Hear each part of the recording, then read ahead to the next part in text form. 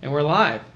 Good morning, everybody, and this is a very special fireside chat with John Hagstrom, who is second trumpet of the Chicago Symphony.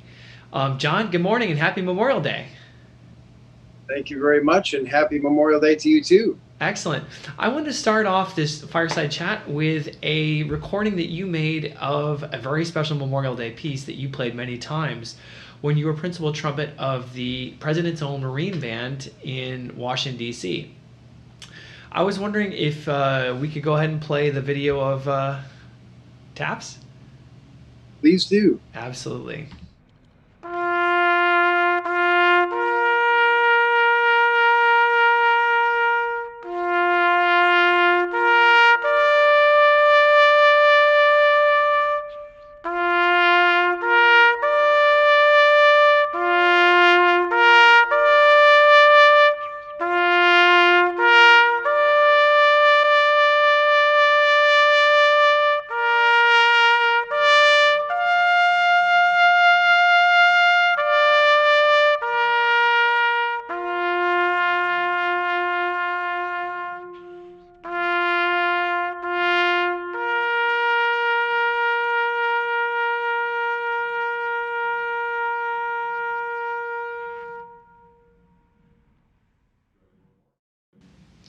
That's beautiful. Honestly, it just it sends chills up my spine, and it's really an honor to hear such a high caliber of trumpet playing play that taps. So, John, thank you first of all for your service to the country. It's my pleasure, my honor, of course, and thank you for spending your time with me today. Oh wow, it's an honor. So, would you tell me a little bit about what it feels like to play taps at the Arlington Cemetery, dressed in uniform? Well, you feel a great sense of responsibility. It's part of the funeral ceremony. In the Marine Corps, the funeral sort of sequence of events has a chapel ceremony, and then the band marches with the caisson to the graveside, and then there's a graveside ceremony with the priest or whatever kind of official will say something, the family seated, and they at one point one of the military members gives a signal, and at a distance the band is playing, it has played, and but before taps plays, there is a rifle party, or 7 riflemen who then each fire 3 shots in unison, and at the end of that, that's when taps happens. So the experience of doing it is you're waiting a long time, for all this to happen, yeah. And you can't warm up, and so you've got to really be able to own it, without any kind of extra preparation. Now, John, when you play this for the service, do you play it on a trumpet or do you play it on a bugle? Because traditionally, this was written for a bugle, right? Well, yeah, buglers it's what the notes are, that fit on the bugle. But in the band, you play it on at that time I was playing a cornet in the band. Okay. And so I played on a cornet. And the reason for that is because the rest of the ceremony involves you playing other pieces that require more notes than just that are on the bugle. Okay. But I did that, and the answer to your other question is that you can feel a lot of pressure to do it just right. And as you know, the bugler who played taps for Kennedy's funeral, felt that pressure. Have you heard stories about that? Have you talked to the bugler who played for Kennedy's funeral? I didn't know he was gone long before that I was in Washington. But I can tell you that it's in defense of anybody who makes an error playing taps. It's very difficult circumstantially, because it's a big moment. It means everything. Everyone's completely quiet and focused, and what makes it worse, my very first time playing taps with the band in Arlington Cemetery was 20 degrees and freezing. I stood there for 45 minutes. And, whether or not this was the intention of the guy who wrote taps, it works great in the cold weather because the first two notes are kind of low, and you kind of work your way up to the high note, which you probably couldn't play when you're cold. So each stepwise sequence, proceeds, gets you ready for the next one. You don't have a bugle you could show us, do you? I don't, but I did bring some interesting trumpets to show you later. I see all the trumpets behind you. I mean, what I was hoping to do is just show the difference between a trumpet, a bugle, and maybe a cornet. But I don't have a bugle. You can describe it. It's basically a trumpet without valves. Yeah, I've got a C trumpet here, so this is a C trumpet. Okay. And if you take the valves out, it was just a straight tube coiled up. That would be a bugle. Okay. And so, I mean, does it feel different to play a bugle when there are no valves? Does it change how it feels? Not really, but the quality of bugles normally is not built to the same level as a professional trumpet. Yeah. And a bugle can be in a number of different keys, in the key of G or B flat. Is just like natural horns. Yeah, and so most bugles are in B flat now, and but there's a variety of different keys. We play the C trumpet in the Chicago Symphony, and there are actually a few bugles that are in the key of C. And so, yes, that's a difference. And this is a trumpet, and if we're going to get technical about it, I've got a cornet here behind me. Huh. And that's a cornet. And the difference between a trumpet and a cornet wraps around twice. It's a smaller mouthpiece, and instead of coiled around once like a trumpet, it coils around twice. Huh. This is a very special cornet. This is the Kahn Perfected Wonder from 1908. Huh. And it's the cornet preferred by Otto Schubert, who was the principal trumpet at that time. And in the early years of the Chicago Symphony, there were cornets listed in the program and trumpets, and two separate groups of players. And so within the cornet parts of the Chicago Symphony, over 100 years ago, this was the instrument he was pictured with, and it's quite a good cornet. And so is that the actual trumpet that Otto Schuler played? Otto Schubert? No, it's not. I don't have that, but you've set me up perfectly for his trumpet, because I do have his trumpet. No kidding. Is the 1905 French Besson Grand Prix C trumpet that Otto Schubert owned. He was principal trumpet of the Concertgebouw Orchestra, and then came to Chicago in 1907, hired by Frederick Stock, and played principal trumpet till 1911. But before he came, the Chicago Symphony played German instruments that had the rotary valves instead of the piston valves. So these were the first piston valves used in the Chicago Symphony. No kidding. And in 1907, that's when the section switched from the rotary valve German instruments to the piston valves that we use today.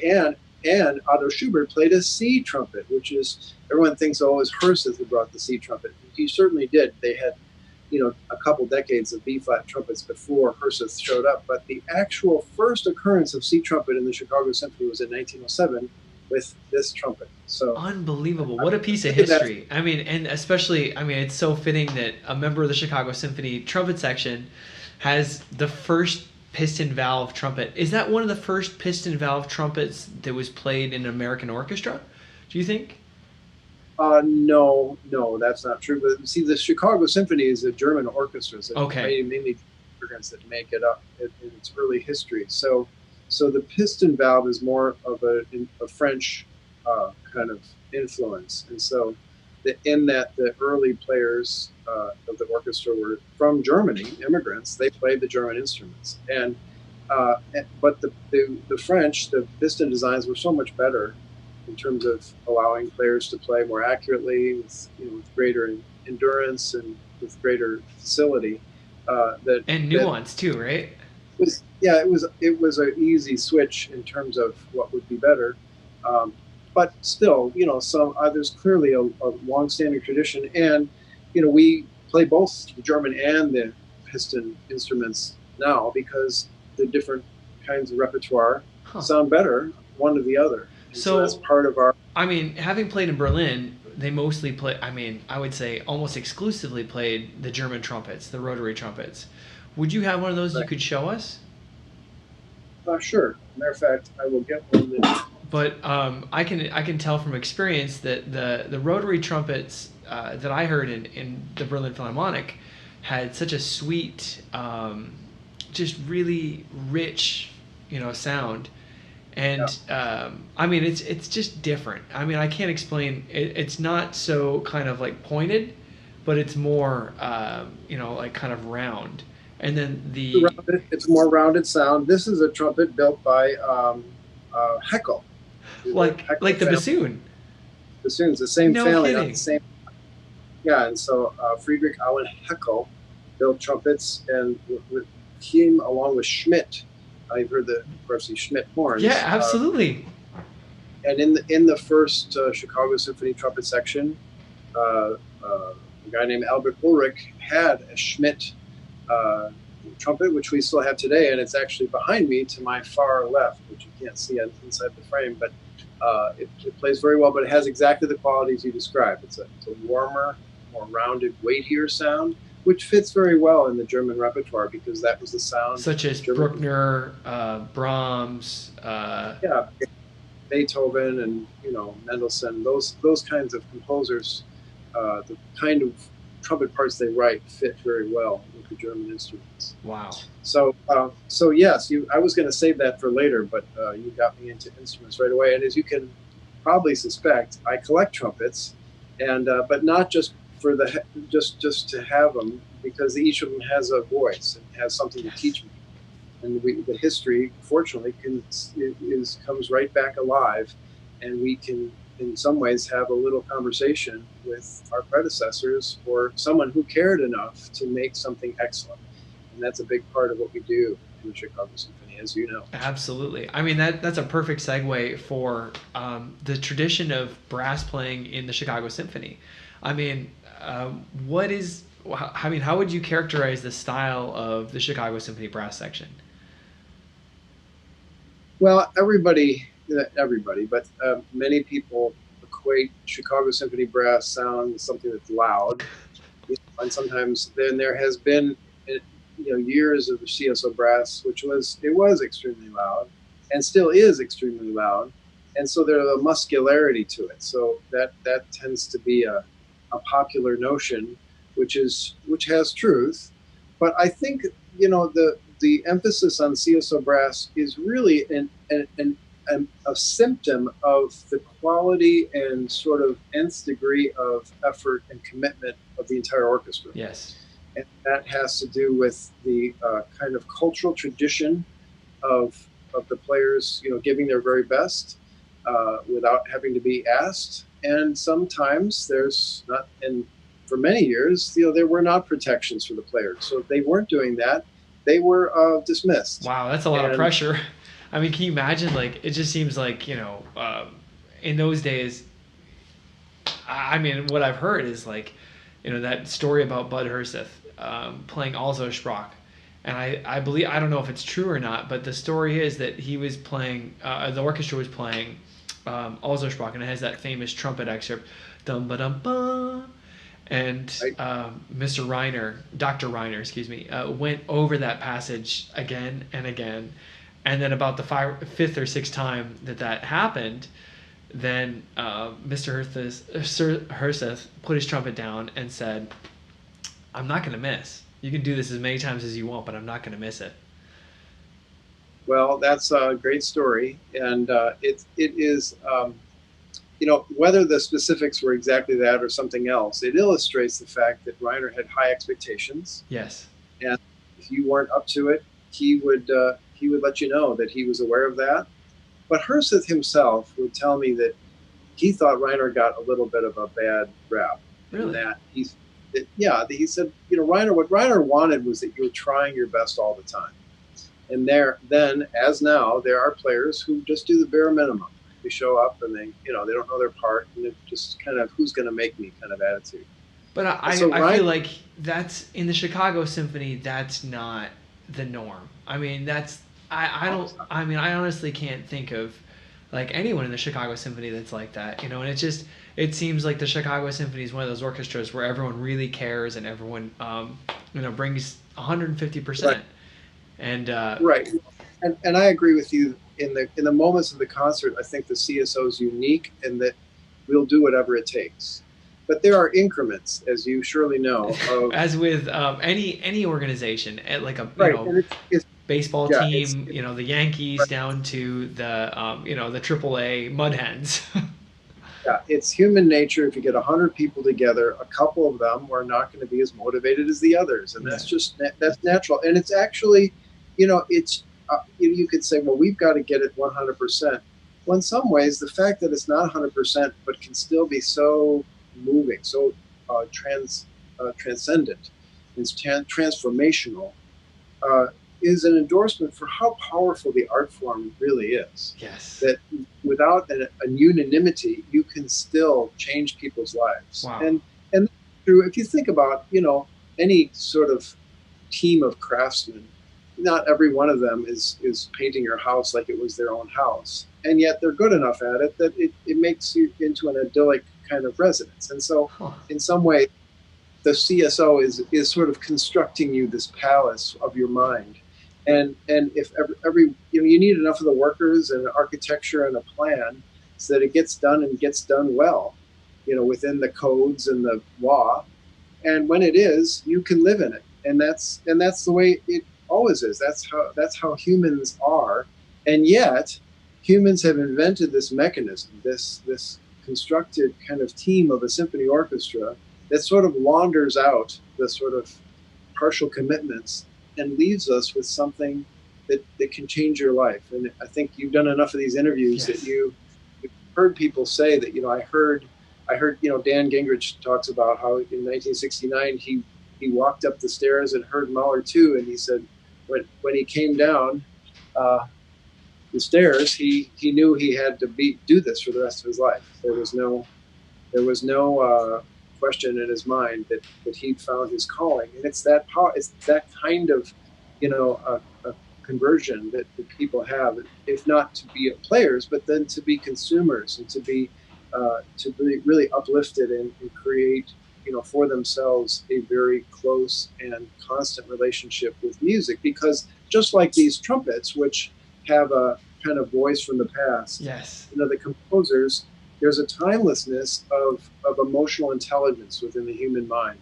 And so while someone's not physically alive, their intellect, their sense of what restores us, how we travel and come back to an original idea and feel renewed and invigorated, that hasn't changed. No, I mean, the feelings are still the same, right? I mean, the feelings of love, the feelings of sadness, the feelings of joy, those feelings. Yeah. And even uncertainty or all the whole spectrum. And I think, what we don't often talk about is how, something like, jealousy or just some sort of fury, which we don't get to express really in a more cultured society, is not only acceptable, it's necessary to have a full experience. And so when you're here on Heldenleben, you're hearing a battle. You're hearing crimes. People are committing crimes on that battlefield, and you're here, but somehow it's okay, because you know that it's a virtual kind of experience, and yet it exercises the full palette of our humanity. I mean, John, you made a really great point there that we get to experience these feelings in the context of an hour. We get to experience them in the context of 2,000 people. Right? Yeah. And then we also get to experience them and no one gets hurt, right? It's there's these, intense moments of rage or battle or whatever. And, we get to listen to those and experience those feelings. And then at the end, it's, everyone's still, intact. It's totally legal. Yeah. And that's the beauty of it. And yet, that, you've educated yourself as to that resource, that's there for you, that you can tap into it anytime you want. And it's part of being a higher-minded, more educated person, is to know the timelessness of our human condition. Wow. And to know how we can rejoin, the wisdom and the kind of maturity that preceded us. And so, I wouldn't want to be operated on by a doctor in 1894, but what Theodore Thomas, who founded the CSO, the kind of interpretational kind of thoughts and musical kind of journeys he took people on would be just as moving if we were to hear them today, just as relevant, just as needed. And we can tap into that. And I think that's, if for no other reason, and there are millions of reasons, that's such an important kind of pillar under which on which we stand, is the sense of the voice of the orchestra kind of checking us and teaching us and sort of aligning us with the never changing compass of human aspiration, human struggle, human triumph. Is that we share that with all of our predecessors and with the future. Yeah. And so part of our job is to fully receive that energy, and part of our job is to fully transmit it. Wow. And so that requires the discipline and the alignment and the sort of deference that you and I both exhibit within the orchestra to the maestro and to one another. I mean, John, you're one of the hardest working musicians I know. Absolutely. And I can't help but to think that maybe some of that discipline came from your time in the military. I mean, you understood what it took, to be committed. I mean, what it took to be dedicated, to persevere under adverse conditions. And then also to be part of a whole, right? Like you were talking earlier about this giant mechanism, right? And you're talking about just being like one tiny like cog in the wheel. And what could you explain maybe your job as a second trumpet, and just explain kind of like what the role would be to someone who might not understand what that is? Right. Well, that's a great question. I'm glad you asked. And the role of a second trumpeter is very complex, and but very misunderstood, not only by other musicians and other audience members, but sometimes by the people who you work directly side by side with. If the second trumpet's doing his job right, the first trumpet sounds inhumanly strong, inhumanly commanding.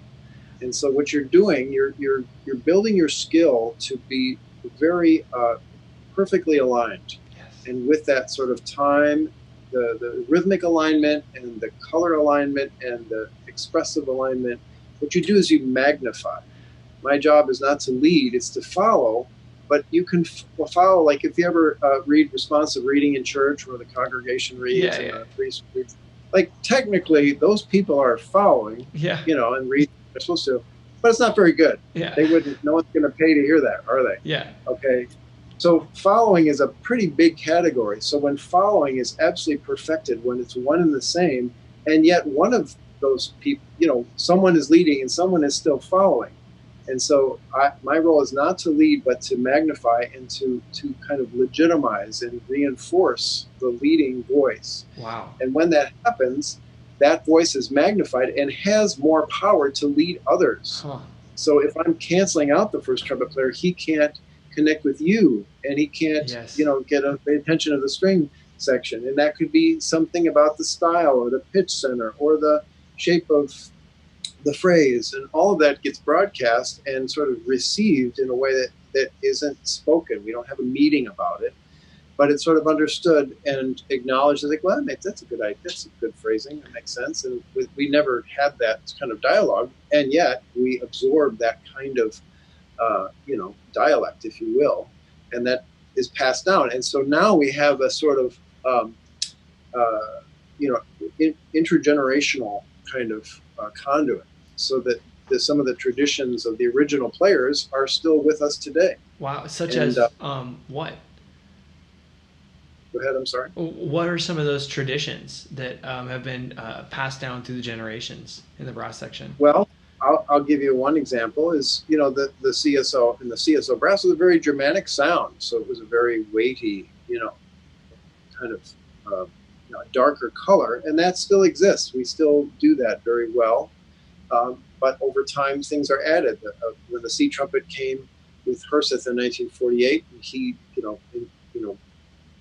brought his colleagues from his training in the early 50s. you had a much brighter trumpet sound in juxtaposition with your darker lower brass sound, and it created this sort of spectacular, sparkly, and yet, anchored kind of sound. So there's those kinds of sort of, tracings you can find. But also, I would say that there are I would say, ethical kinds of traditions. And you referred to this earlier, that the CSO is willing to unify and in the final hour especially, find an alignment that doesn't cancel itself out. And there are orchestras within which there are great players, but they're having this sort of temper tantrum at all times.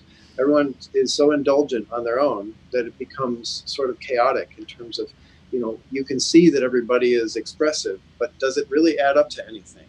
And this comes from the German kind of, I think, really the family and sort of work ethic of German culture. Wow. Early on. And you don't need to know, I have some German in me, but if you know. I have about 3/4 German in me. 1 second. Right, sorry, I just yanked out my earpiece. Yeah, there we go. So. Then you already know that, the lockstep sense of Führer and the need for alignment and authority and obedience is what drives, the engine of progress and really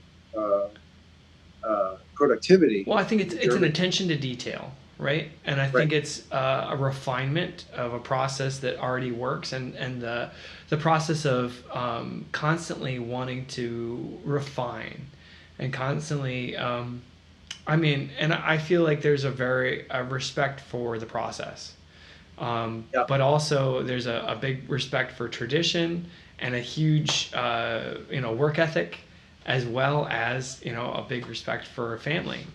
And I think in Germany, they take care of the families almost better than anywhere else in the world.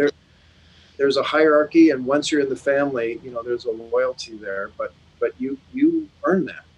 There's a high bar for what gaining membership. And I've got here's a little thumbnail guide for when I've talked about this with two people, trying to introduce them to get the sensibility of it.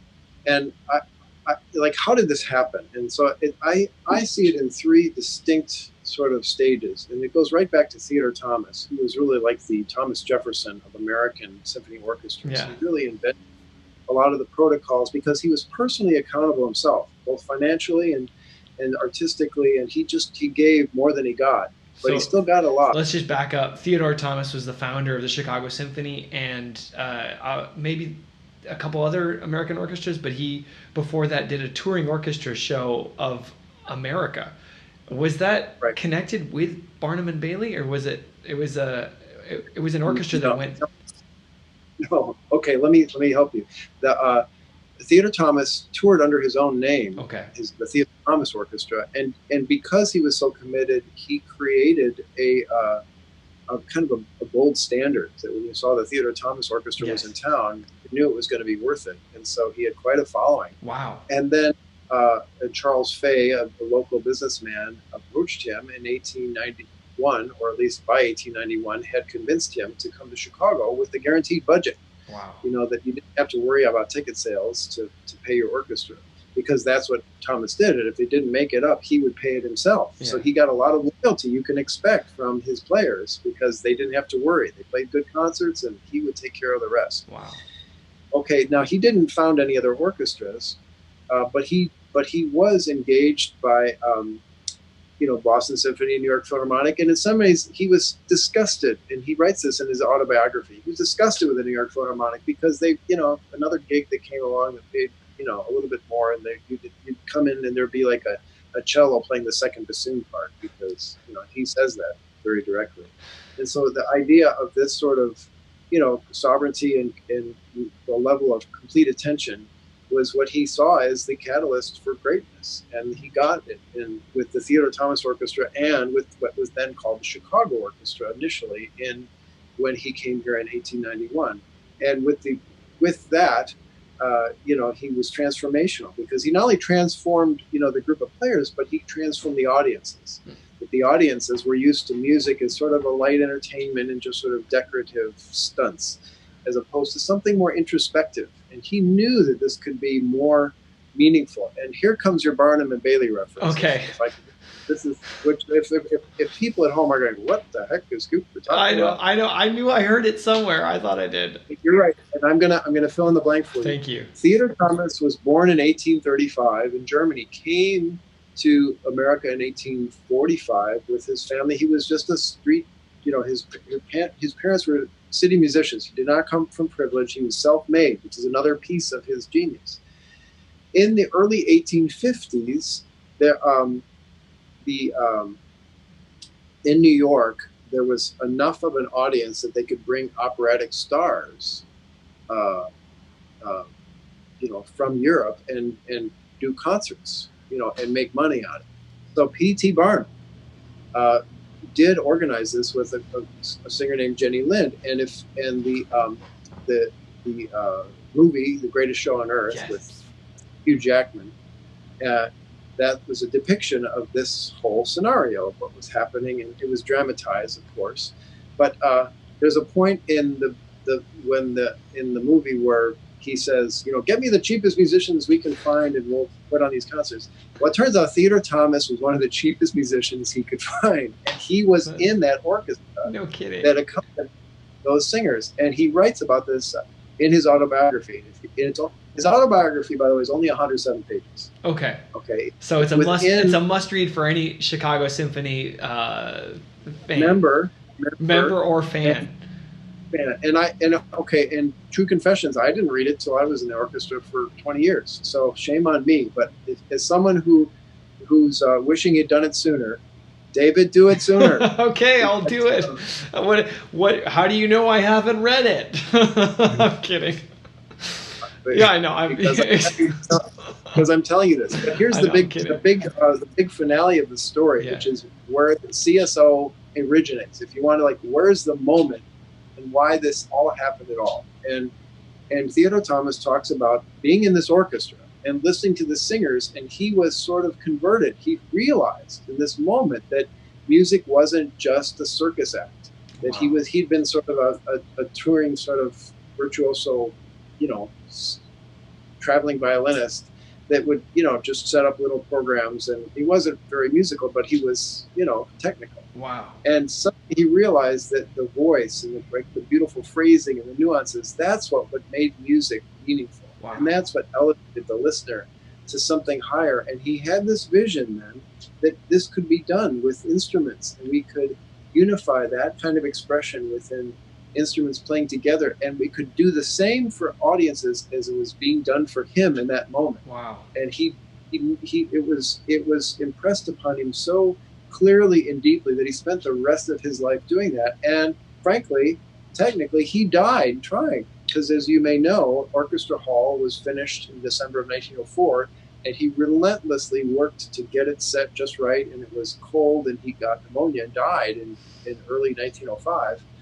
And fortunately, he'd finished his autobiography just the summer before, which, if you get it, it looks like a big book, but that's George Upton, who was the publisher, who wrote a bunch of other stuff. But just the part that Theodore Thomas wrote is very plain-spoken, really right to the point, and really enjoyable. It's within that book. So if you don't have to read the whole book, but what happens is you read his part, and then you want to read the rest. So, yeah. But the idea of all this is that our energy, our commitment, and I'm going to take you back to the leadership that he showed, turned into, point number 2, the ownership of the players.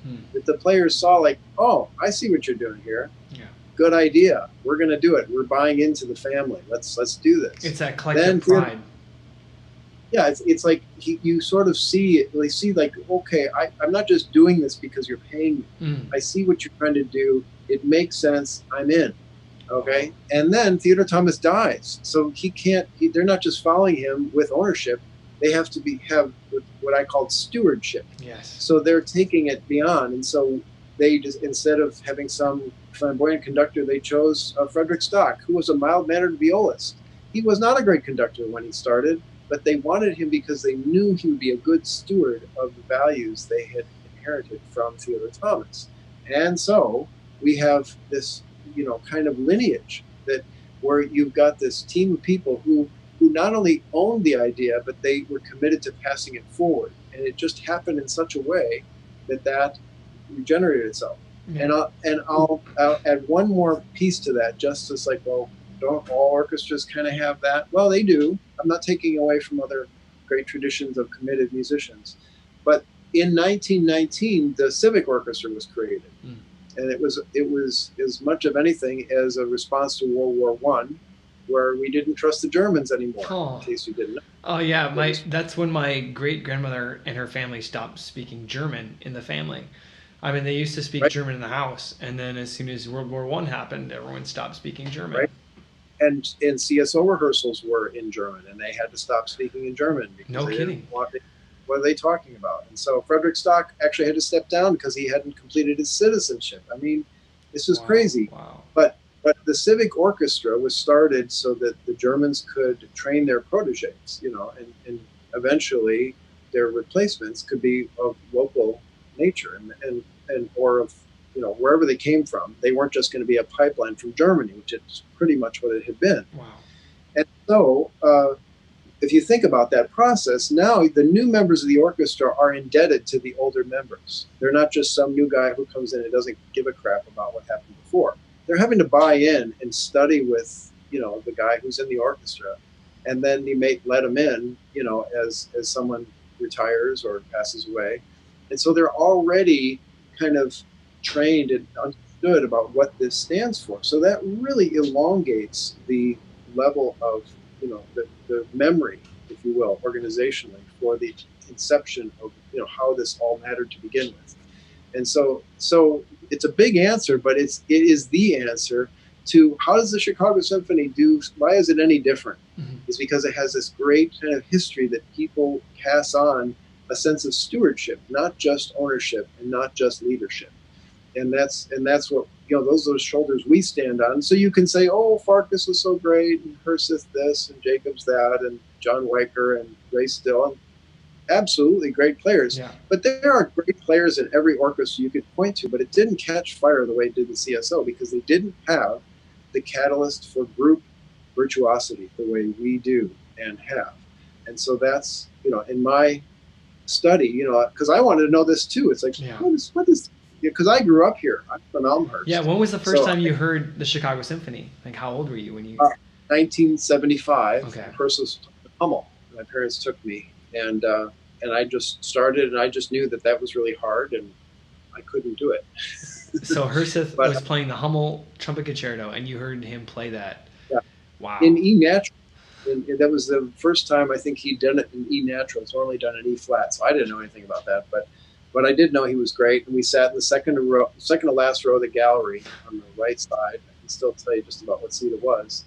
And I remember I was just transfixed and just knowing. And I think as a child coming to a concert, you also notice the music, but you notice the other people, because as a kid you can't pay attention to anything. But you clearly get the message that this is possible.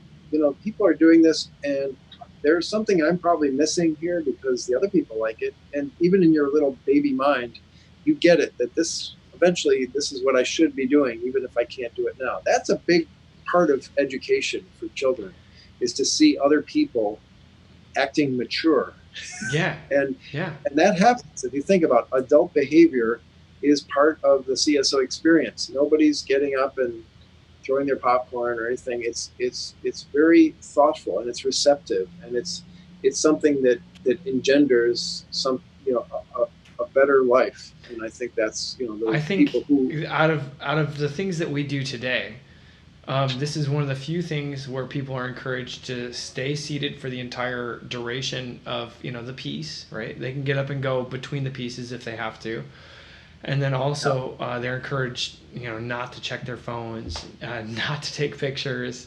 And it's just, I think it's one of the few places where you can go to actually have kind of like an hour break from your phone. You're like, I'm at the symphony.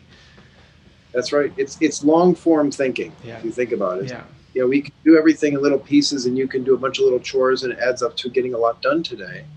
But the most meaningful things we do are things that require time and careful, painstaking, conscientious thought. And that's what we do when we read a book.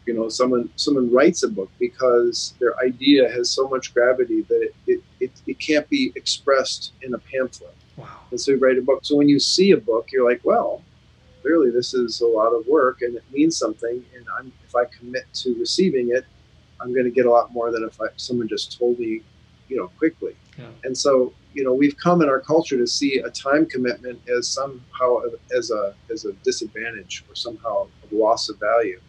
But in fact, we should embrace it in certain times to know that this is the moment when we do get something bigger than just the little pieces and fragments we get all day long with little flits of stimulus. And so, as kids, I think no child naturally wants to do that.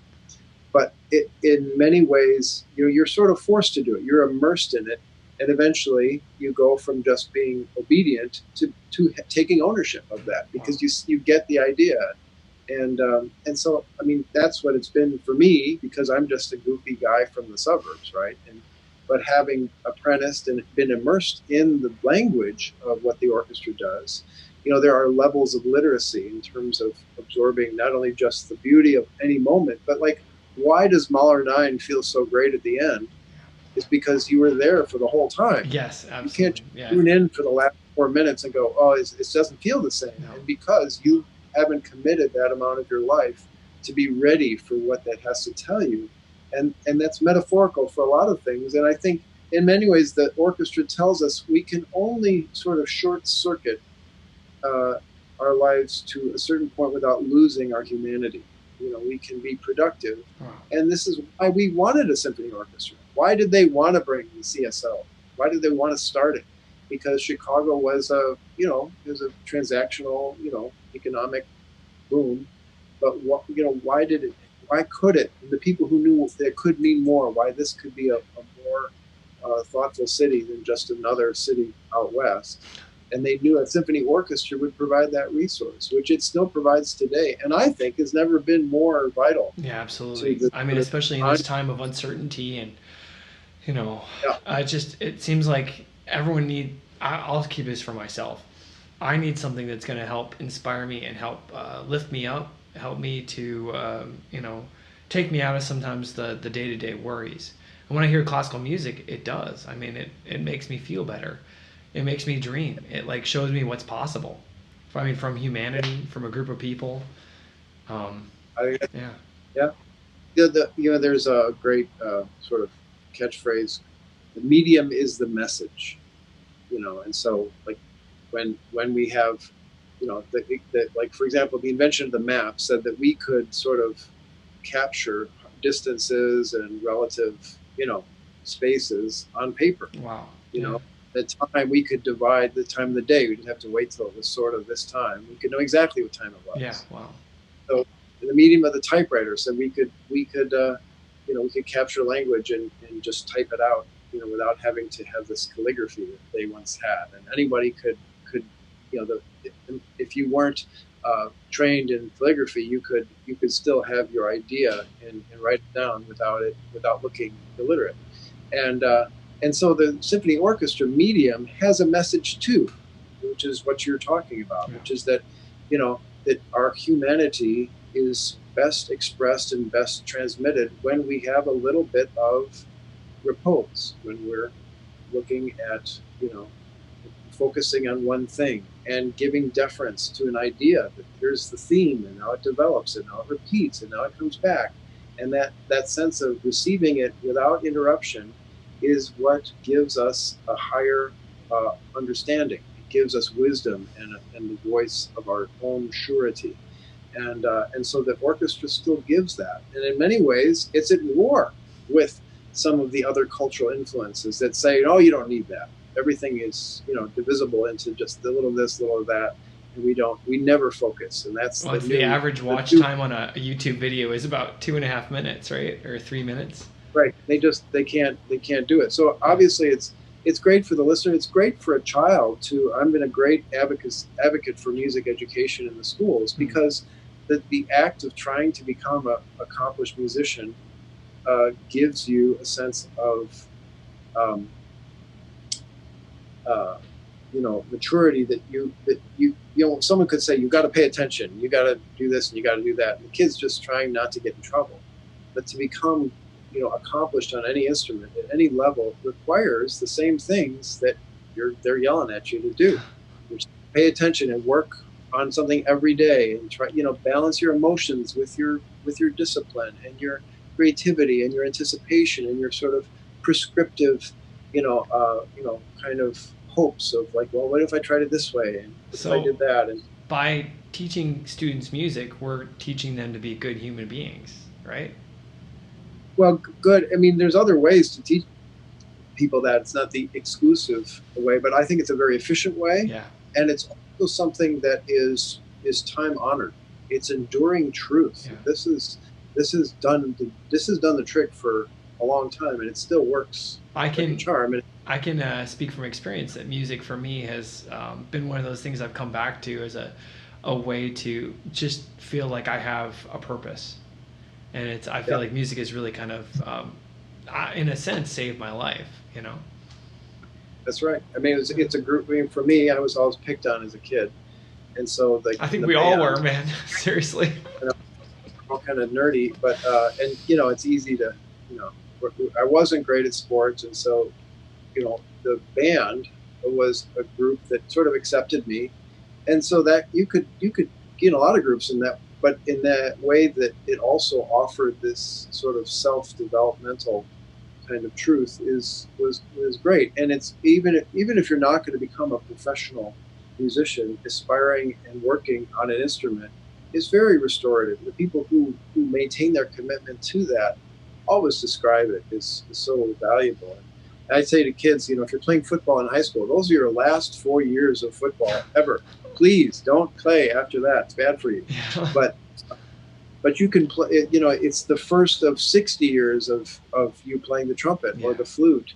And it's something that you can always do and always sort of express yourself in ways that you can't, even in writing or even speaking. And so that's really important. And I think, we have often imposed some sort of a sportsman-like, incentive for kids. Like, you want to be first, and you're going to be the leader, and you're going to get the job, and you're going to be a star. And, those move people to action and competition, and that helps a band in some ways. But it also is it can be at cross purposes with what ultimately gives music power. There needs to be hierarchy, there needs to be dominance, but it's not for its own sake. It's as a mechanism to create beauty and to share energy and truth. And so as a mechanism to share beauty and truths. I mean, yeah. And so you're as steeped in this as I am. Especially the American conservatory and university system is looking to recruit and sort of draw people in to, like, don't you want to do this, and doesn't make it look in a certain way. And some people shouldn't be studying music and aspiring to be great instrumentalists for reasons of just dominance and victory and prizes. And I think it's okay to kind of get somebody in the door until they take ownership of better values. But I think it can go to the point where there are professional musicians who their incentive and their enjoyment comes from being the winner, which requires other people to be the loser. And that takes us back to second trumpet. Yeah. There are some first trumpet players who see second trumpet as the necessary loser that facilitates themselves. We go back to as a first horn player, I'm only as good as my second horn player, right? And my second horn player makes really determines how great I sound. So I mean, from all of us first players, we know the secret is in that that second player. Yeah, well, and is Jim is a fantastic. Fantastic. I mean, the great Dale calls him the Rock of Gibraltar. Yeah, he's right there. Yeah. But his predecessor, Norm Schweikert, was just as committed, to that same role, and very influential. And part of Clevenger's, electric sound, having sat behind them playing together, you sort of see the magic trick of how it works. Wow. And in my predecessors, Rudy Nashin in the 50s, certainly Vince Chikowitz in the 60s, Charlie Geyer, George Vosberg, the real stalwart second trumpet players added a lot to Herseth's sheen that Herseth got the credit for and deserved a lot of credit. But the sort of some of that mythic, like how is he doing that, is because you're actually hearing another person in combination with him and assigning it. That must be the first. Wow. And that's the way it should be. And as a second player, you want that to be the case. You don't feel slighted because you weren't assigned the reward for what it sounded like. And that's another lesson it teaches kids, is like when we can sound great together, it doesn't matter who gets the credit. And that's also at odds often with a lot of people's values. They want to get paid and paid more than they even worked for if they can. And that's, understandable, but is it really helpful for the greater good when we're trying to produce something that's greater than any one of us? And the answer is no. It's not a gig economy. And if you're trying to create something really sacred, in the human, Theodore Thomas wrote a great article for Scribner's magazine in 1881 for the March issue, and he talked about musical possibilities in America. And it was sort of a distillation of what he'd noticed about American audiences touring, the country. And he said, whether anyone has any musical training or not, it's not a direct quote, but the distillation of it is that he said, people recognize excellence. They recognize that someone's worked hard and that there's a lot of, alignment and precision. They're fascinated with that because they inherently know that people really slaved over that to make it right. And I think that's our sort of hook to pull people into a sense of curiosity, but then to become very connected to the energy and the sort of more high-minded beauty and expression that Theodore Thomas heard in the great singers in the 1850s.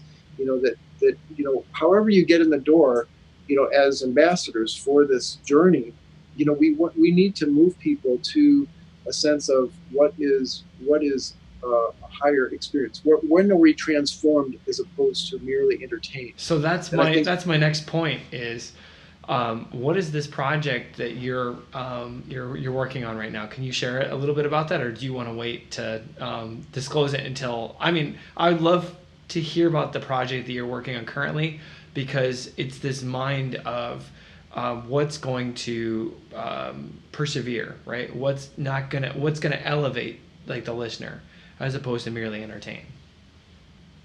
Right, and that's, I'm not sure which project you're talking about. Okay. No problem. Let's leave the top secret stuff. But yes, every project you work on, you want quality, John, and I think that's ultimately the underlying, fundamental question is just that when you go for things, you want quality. That's right, and I think it bears mentioning that people who work with details themselves or insist at any level, point out the need for improvement. Eventually, they shoot the messenger, and while and this is a universal truth that music can teach a child too, is that when you strive for something better, there will be people who will join you in a unified inspiration. And there are people who resent you because their core value says, look, who's going to make me? Why does that matter? If I don't, that's not, you just see as a threat to their kind of supremacy. And so those people will not appreciate your commitment, even though you may be very resolute and very clear about that you're not trying to be dominant, but you're asking them to join you in a collective effort, which Theodore Thomas was doing. It's just that, that saying, it's lonely at the top, right? It takes a lot of dedication, a lot of solitary hours of perseverance. And I think for me, I've noticed myself, the better I get on the horn, the more critical I am as a listener for myself. And the more critical I am for how I want things to sound and the level I want it to be at. Yes, when you eat from the tree of knowledge, you are no longer in the Garden of Paradise. Oh, so. That's a good saying. John, that goes back. I want to just kind of look at one thing really quick. You talked about your instruments, but you've also helped design an instrument, and Are you working on anything at the moment that you'd want to talk about? But I know you helped design the Chicago model Right. of the Yamaha. Could I you? did. I spent a lot of time on that, Everyone that I know that played that horn just loves it. It revolutionized new brass making for trumpets. And I always yeah. wished I had like a Chicago model horn, but I mean, I know when that trumpet came out, it was just like revolutionary. Well, that I think that's not an overstatement. Partially because of the work we put into it, but partially because of what was lacking in the other offerings. Mm. And when I was a student, you couldn't get a good orchestral trumpet that was in tune, that was really well built, because as manufacturing goes on, they're looking for ways to make it cheaper and keep the same quality. But inevitably, as generations go by, some of the quality is lost. Some of those original, uh, nuances get sort of thrown by the wayside because most of the people who buy trumpets don't really notice. And so, if you build a trumpet that the best trumpet players can really appreciate, some of your effort is wasted on the people who would have bought it anyway. And so the market kind of is your enemy in the way of keeping the best craftsmanship alive. And so, yes, I did that work, and I'm very proud of the Yamaha instruments. I don't play the Yamaha currently because I have access to the instruments on which it was based. And what instruments do you play, John? Well, this is my trumpet in the orchestra is this one. It's made in 1955. It is a Bach C trumpet, and it is if anybody is nerdy enough to know about C trumpet history with the CSO, they know that Fritz Renner authorized 4 trumpets to be purchased from Vincent Bach in 1955. Wow. And so he personally designed, exact configurations and brought 7. It's about that is the most common number, although the people who were there, sometimes say 10. And so the CSO bought 4 of those instruments, which are still in good repair, and we use them. Esteban, our principal trumpet, is playing on the one that Adolf Herseth picked out. Wow. Is the pick of the litter, and he sounds great on it, as we know. Yeah. This trumpet was one of the rejects of the 7, but I found it about 15 years ago and bought it, so I own this one. Unbelievable. CSO kit. And I'm lucky, and it's the very next serial number after with the one that Herseth played. Wow. And they sound great together, partially because we're committed to working together, but partially because just the signature sound of the instruments is so good. And so we take that very seriously, and we've just been doing some recording together at social distance. Yeah. And listening back, working out, some of the nuances and listening, and making choices. So we've been improving during this time off. And so, yes, this is the instrument I play, and the manufacturing detail to really precisely duplicate this is prohibitively expensive for Yamaha or anyone to duplicate precisely. But they still make excellent instruments. Yeah. It's not a criticism, but the point is I have a certain need, and I never took money from Yamaha, so I didn't. Wow. It was not, that was all just a gift that you did to better the instrument and better the art form. Yeah, and they were grateful for it, and I was grateful for the chance. And you could say, well, what makes you so smart, John? And say, well, nothing. But what I did have was the testing environment. Yes. And a big part of trumpet design is I worked with Bob Malone. It was, it was as close as the 20th century, late 20th century version of Vincent Bach in terms of his knowledge and empirical kind of analysis of trumpet making. But even his great achievement can't predict how the trumpet will sound in the orchestra. Yeah. And we many trials that were great on their own, but you get in the orchestra and it was not nearly as good. And it's humbling, I'll tell you, because you're kind of high-fiving yourself thinking you invented sliced bread, and in fact, you didn't. And but we did finally come to something that was pretty good that could be manufactured, consistently, and that's your Chicago Model C trumpet. And its companion, B flat and the E flat D and the piccolo and the C cornet, all instruments that went through a strong vetting process in the orchestra.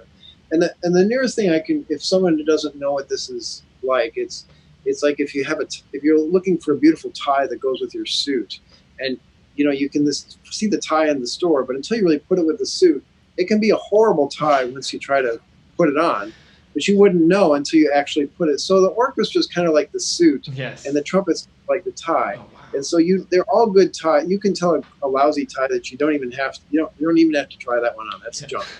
But there are ties that you think, well, that might be nice, and then you get them, and you realize, well, that one I thought was good. It's not really that good. That's trumpet testing right there. Wow. Because what a great analogy. You're setting it against, or for women, shoes. I dare say they need a pair of shoes that goes exactly with this purse, and Speaking of Memorial Day, I'm going to bust out my white shoes. That's the rule. After Memorial Day, you can start wearing white shoes. There we go. I got to get in one commercial here, Dave. Not commercial. Yeah. But, I have another trumpet I have to show you. What is this? And this is also a C trumpet. This C trumpet was played by William Bacchiano in the New York Philharmonic for all the Mahler Symphony recordings conducted by Bruno Walter. That's so cool. Which are very influential, and were in the record collection of Adolf Hirscheth. As he was learning Mahler symphonies, he was listening to this trumpet, and Bacchiano, who was the principal trumpet of the New York Philharmonic from 1942 until 1974. And upon leaving the Philharmonic, he sold it to Jerry Schwartz, who was the next principal trumpeter and ultimately the music director of the Seattle Symphony. And he got it to someone else, who sold it to me years ago. But this is a fantastic trumpet.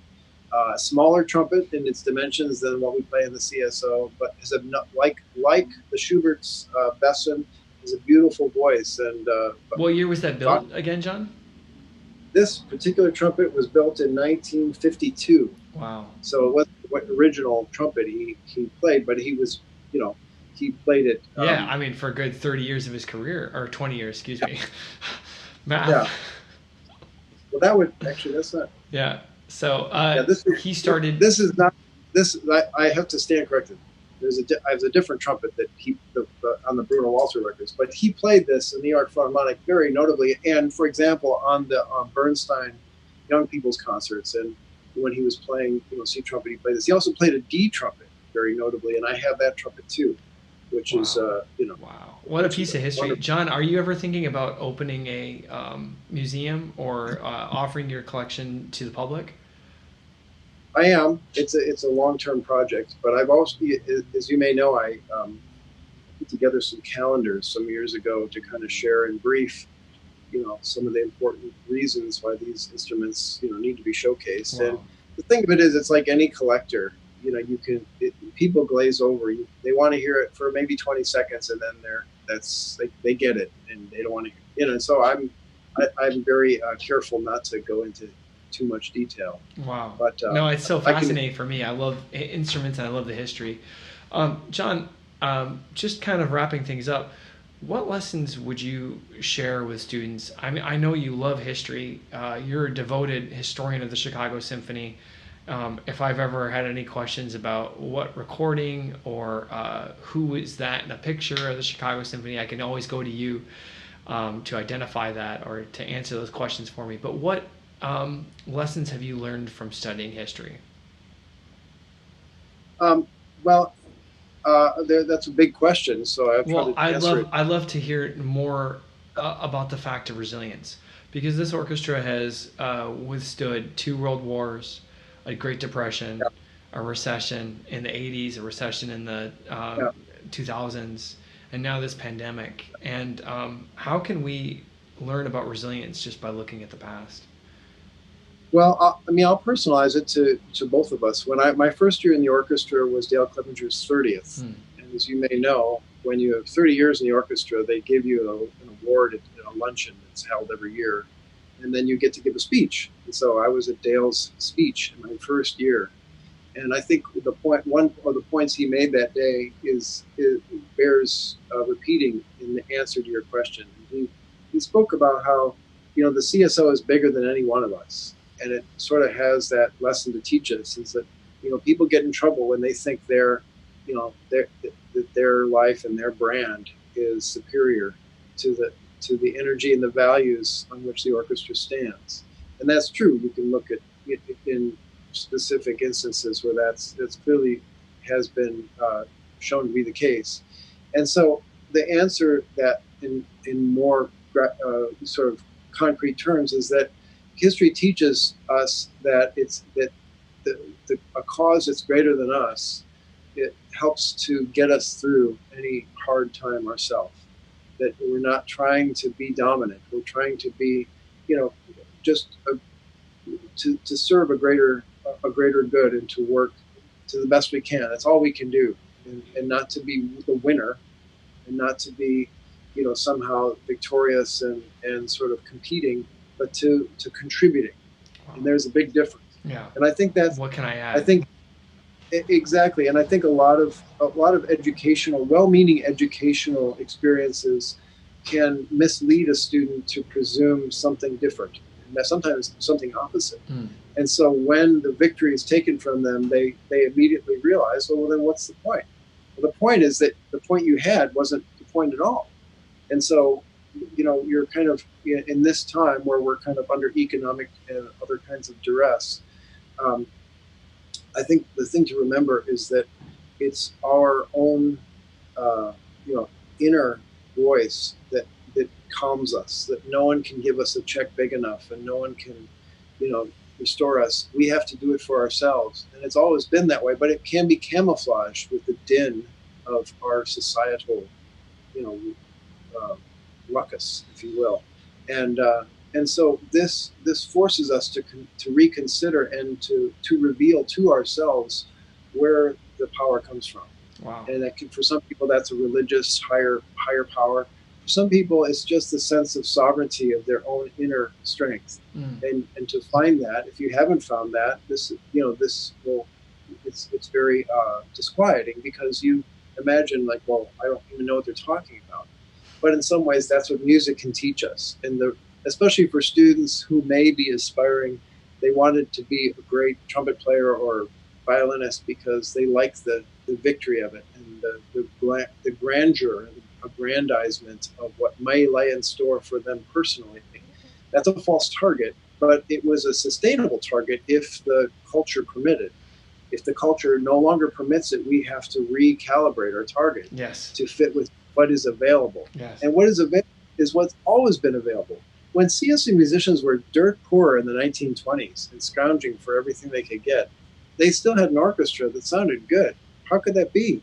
Well, because they were committed to the real reason for making greatness, which is to work together and to transmit beauty and to move people the way they had been moved.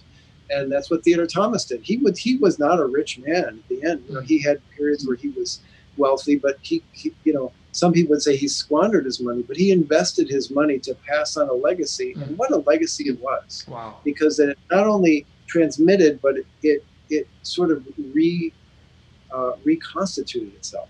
That it was so he was able to help people to see how meaningful and true it was. And if we played our cards right, if we've done the right things in our lives, that's our immortality, truly, amongst the people we leave behind. And as you can imagine, Phil Farkas and Arnold Jacobs and Adolf Herseth and Frank Crisafulli and many others did a lot of that, and their legacies live on because of the investments they made in themselves and in their colleagues and in their students.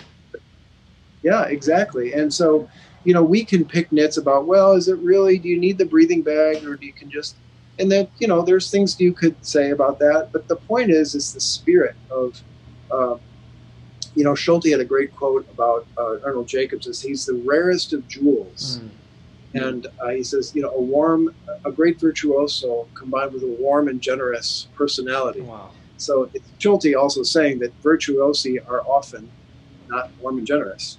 But he's also lauding Jacobs as being someone who is the best of both. And so I think, well, why does his name endure? Why did he make such an impact? It was because he was a great player, but he was also a great investor. And he was trying to help you see the possibilities in your own playing to give you an autonomy to be creative the way he was. Wow. And this comes back to maybe a final word here, is that something Herseth said, which he credited to George Majere, who was principal trumpeter of the Boston Symphony, who he studied with after the war.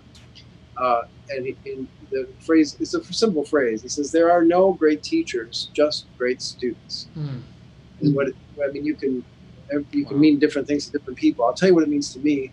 It means that we can't. No one makes you as a you go to study with someone. Oh, they had other great students, so I'll go study with them. No, they had other great students because those people were great students, and the most you can become is a great student. So as accomplished players, we want to teach other people to also be great students. Wow. Herseth was a great student. He solved problems on his own. He was never satisfied with what he was doing. He was always aspiring. Certainly Jacobs was even more so. And Farkas, he wrote the books after he left the orchestra. Yeah. I mean, could anybody be more galvanized to keep searching? And that energy is what made them great to begin with. It gave them peace and sort of meaning and purpose, long after they could play well themselves. And they finished on a high note, as it were. And so we should be so lucky, but we can, because understanding their history can guide us to making our best history. Wow. Fantastic. John, I think that's a great place to wrap up. I really appreciate you spending your morning with us.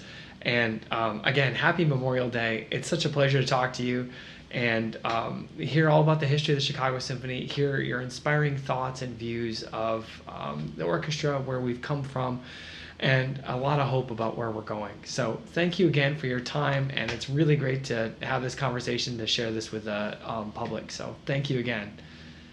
Thanks so much, David. Have a wonderful rest of your day, and we'll see you soon. Hopefully soon we'll be playing together. Yes, sir. Excellent. Thank you. Bye. Bye.